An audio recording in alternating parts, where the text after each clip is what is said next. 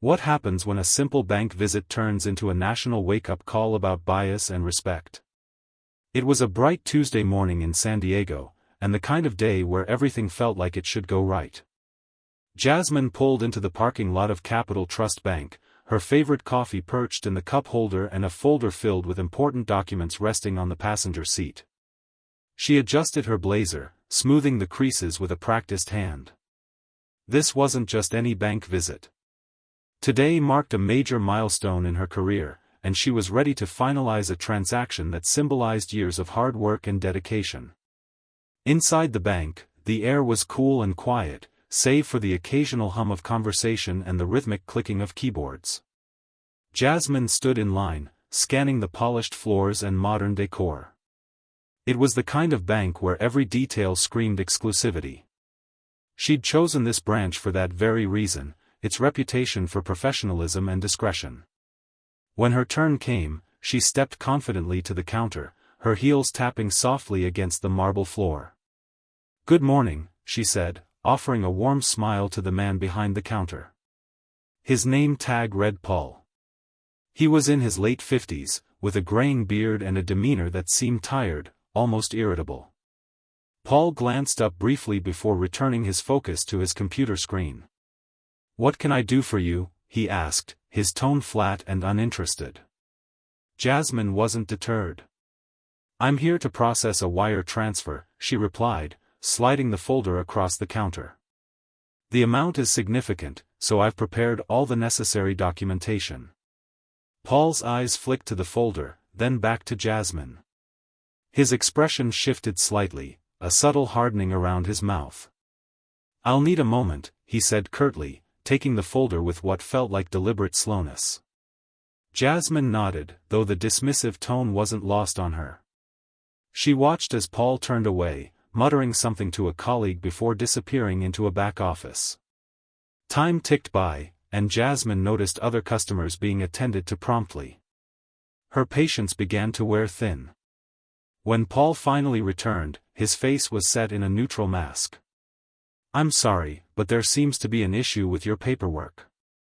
Do you have additional identification?" he asked, his voice tinged with skepticism.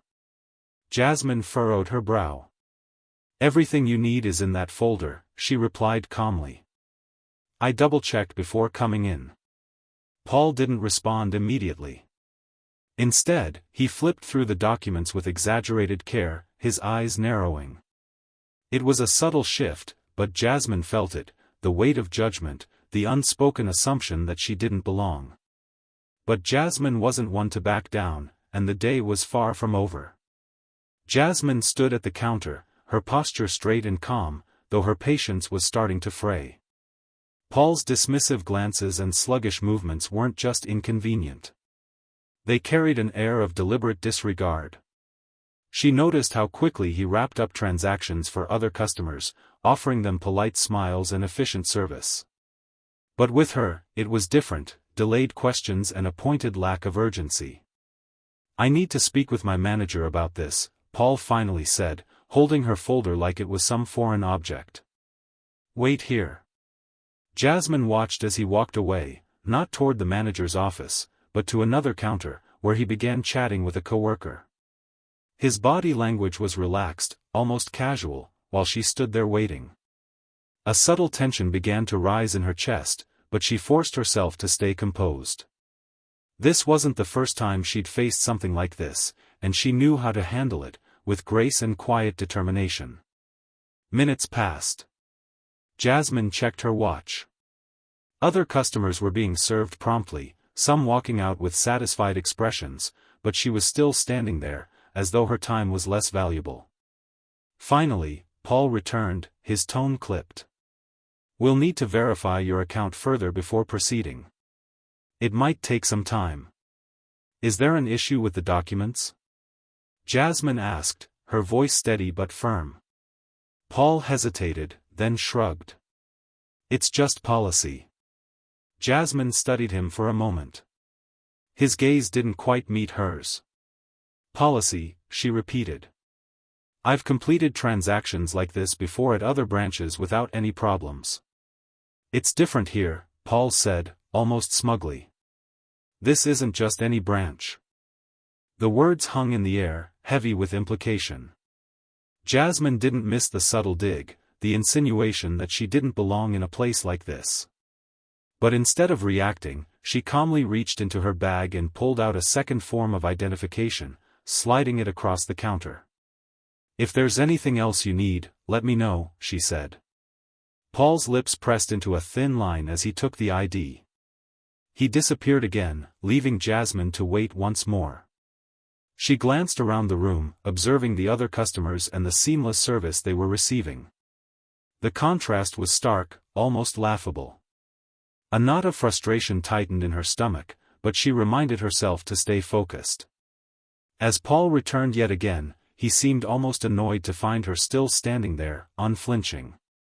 "I'm sorry, but this process might take longer than expected," he said, his tone laced with feigned politeness. Jasmine tilted her head slightly. "How much longer, exactly?" she asked. He hesitated, then muttered something about needing to escalate the matter. It was clear he was stalling, and Jasmine knew why. But instead of letting the frustration show, she calmly pulled out her phone. "Take your time," she said, her fingers casually swiping across the screen. Unbeknownst to Paul, she began recording, because Jasmine had no intention of walking away from this, not without evidence. Jasmine sat in her car later that afternoon, the folder of documents still on the passenger seat. The interaction replayed in her mind, each dismissive glance and excuse sharpening her resolve. She opened her phone, watching the recording she had taken at the counter. The footage was clear, capturing not only Paul's condescension but also the stark contrast in how he treated her compared to the other customers. She knew this wasn't just about her. It was about something much bigger. She took a deep breath, then dialed a number. On the other end of the line, the regional manager of Capital Trust Bank, someone she had worked with before during a corporate acquisition, answered. His voice was warm and professional. "Jasmine, it's been a while. What can I do for you?" "I had an interesting experience at your San Diego branch today," she began, keeping her tone measured. "I'd like to meet with you to discuss it." The manager didn't hesitate. "Of course. How about this afternoon?" An hour later, Jasmine walked into the manager's sleek downtown office, her calm demeanor masking the storm of emotions beneath. She handed him the folder of documents, followed by her phone. "Before we proceed, I'd like you to watch this." The manager's face shifted as the video played, the dismissiveness, the stalling, the sharp difference in how Paul interacted with other customers. It was all there. When the video ended, he leaned back in his chair, his expression a mixture of shock and embarrassment. "I'm so sorry you were treated this way. This is unacceptable." Jasmine nodded. "It is. But I didn't come here for an apology." He looked at her, waiting. Her speech was firm and methodical as she leaned forward a little. "I'm more than just a client, as you are aware. I own a sizable portion of this bank. And I can't overlook what I went through today because I have a stake in this organization. It's not all about me. The bank as a whole is affected by this behavior." The manager's eyes became a little wider. It wasn't until now that he made the connection. But the weight of her words landed like a hammer. "You're right," he said. "This needs to be addressed immediately." Jasmine placed her phone back in her bag and stood. "I'll leave it in your hands to handle. But know this, I plan to use this experience to shed light on something much larger. This isn't just about one banker or one branch. It's about a system that allows this kind of behavior to go unchecked." As she left the office, she felt a mix of emotions, anger, determination, and a deep sense of responsibility. She wasn't just standing up for herself. She was standing up for everyone who had ever been dismissed, disrespected, or discriminated against in places they had every right to be. But Jasmine's fight wasn't over yet. The next steps would take the story far beyond the walls of the bank. The next morning, Capital Trust Bank issued a statement on their official social media channels. It was brief but pointed, an apology for an incident involving a customer at their San Diego branch, with a promise of a thorough investigation. The message might have seemed routine, but within hours, it exploded online. Jasmine hadn't gone public herself, but others who had witnessed the interaction at the bank had. A bystander had snapped a photo of her calm, composed demeanor at the counter and shared it alongside an account of what they'd seen. The caption read, "When will this end? Professionalism should not depend on who you think someone is." By noon, the hashtag #RespectAllCustomers was trending. Jasmine hadn't anticipated the viral response, but she wasn't surprised either. This wasn't the first time such an incident had occurred, and she knew it wouldn't be the last. So when a journalist reached out to her for comment, she decided it was time to share her story. Jasmine's interview was raw and direct. She described the details of her experience without embellishment, focusing on the behavior she had encountered and the systemic issues it represented. "It's not about one person," she said. "It's about the assumptions we carry and the way those assumptions dictate how we treat others." The video of her interview gained traction immediately, amplified by influencers and activists who were already discussing racial bias in customer service. Capital Trust Bank's leadership, realizing the severity of the backlash, announced that Paul had been placed on leave pending an internal review. But for many, the gesture felt performative. The damage was already done, and the public wanted accountability. Meanwhile, Paul himself was facing the brunt of the fallout. His name had leaked online, and while Jasmine had never intended for him to become a target, the internet was relentless. He received a flood of angry messages, and his actions became a topic of heated debate. Some defended him, claiming it was just a misunderstanding, while others pointed out the clear patterns of discrimination in his behavior. Jasmine, however, remained focused on the bigger picture. She reached out to a civil rights organization to discuss ways to use her platform for meaningful change. Together, they planned a campaign highlighting racial bias in professional environments, aiming to educate and inspire action. The campaign's slogan, "Professionalism Knows No Boundaries," became a rallying cry for those who had experienced similar injustices. But even as the campaign gained momentum, Jasmine knew the fight was far from over. True change required more than awareness, it demanded action and accountability. Weeks later, Jasmine found herself standing at a podium in front of a packed room at a conference on diversity and inclusion in San Francisco.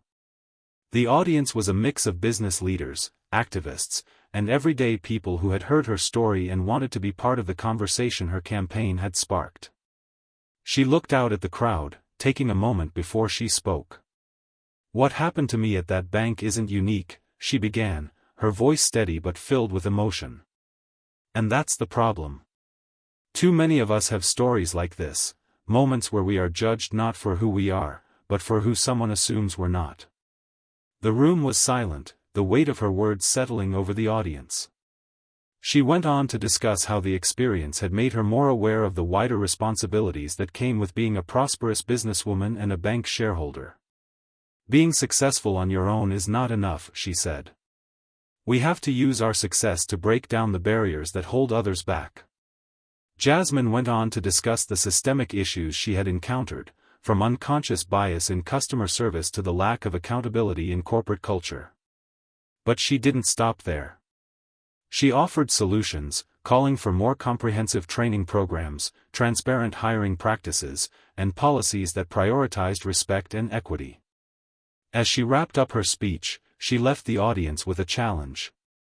The next time you're in a position to make an assumption about someone, stop and think. Ask yourself, what if I'm wrong? What if this person has more to offer than I've allowed myself to see? Because every time we choose respect over bias, we move closer to a world where professionalism truly knows no boundaries. The audience erupted into applause, but Jasmine wasn't looking for praise. She was looking for change. That evening, as she scrolled through messages of support and shared experiences online, she felt a sense of hope. The viral moment had turned into something much bigger, a movement. But she also knew it was just the beginning. There were more conversations to be had, more systems to challenge, and more voices to amplify. As the sun set over the city, Jasmine leaned back in her chair, reflecting on how a single moment of discrimination had led to a wave of action. It wasn't the path she had chosen, but it was the one she had been called to walk. And with that, Jasmine's story became a reminder that change doesn't start with institutions. It starts with people, people like her, and people like you. So if this story moved you, take a moment to subscribe, join the conversation, and be part of the change. Together, we can build a world where respect is the standard, not the exception.